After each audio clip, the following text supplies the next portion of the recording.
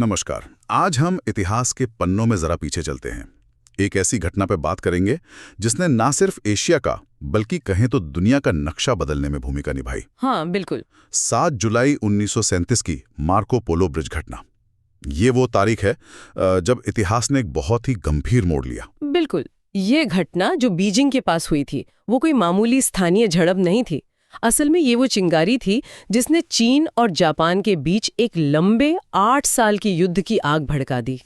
और फिर तो वो आग द्वितीय विश्व युद्ध की बड़ी लड़ाई में जाकर मिल गई। सही। और इस पूरी कहानी को, इस घटना को समझने के लिए हम एक दस्तावेज है मार्को पोलो ब्रिज घटना, युद्ध की चिंगारी, उसके कुछ अहम हिस्सों पर ध्यान देंगे। जी। हमारा मकसद ये समझना है कि भाई उस रात असल में हुआ क्या था, ये घटना इतनी अहम क्यों बन गई और आज भी इसकी गूंज क्यों सुनाई देती है। तो चलिए जरा इसकी तह में उतरते हैं। हाँ जरूर, शुरुआत करते हैं उस जगह से। मतलब कहाँ हुआ ये सब। ये था मार्को पोलो ब्रिज, जिसे लुगो ब्रिज भी कहते हैं। ये बीजिंग शहर से थोड़ी दूर दक्षिण पश्चिम में है। अच्छा, मैंने भी पढ़ा है इसके बारे में। ये पुल अपने पत्थर के शेरों के लिए काफी मशहूर है ना, लेकिन खूबसूरती से ज्यादा शायद इसका स्ट्रेटेजिक महत्व था।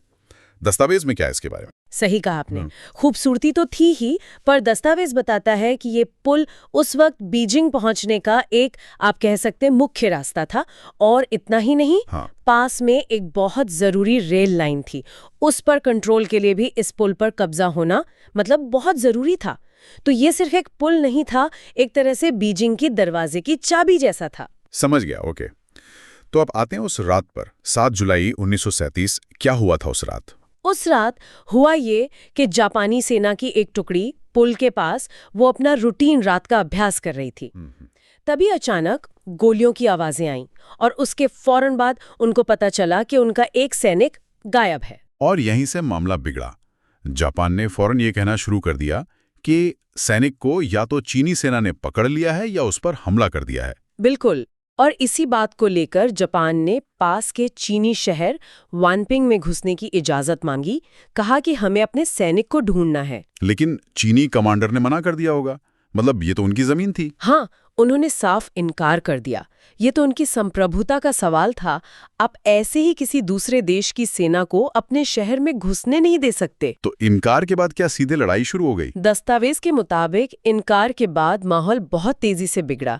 पहले कुछ बिखरी हुई गोलीबारी हुई, लेकिन देखते ही देखते ये छोटी मोटी झड़पों में बदल गई। ऐसा लगा कि स्थिति हाथ से निकल रही है। और सबसे अजीब बात जो मैंने पढ़ी वो ये कि वो जो सैनिक गायब हुआ था वो कुछ घंटों बाद ही वापस अपनी यूनिट में आ गया था, सही सलामत। हाँ,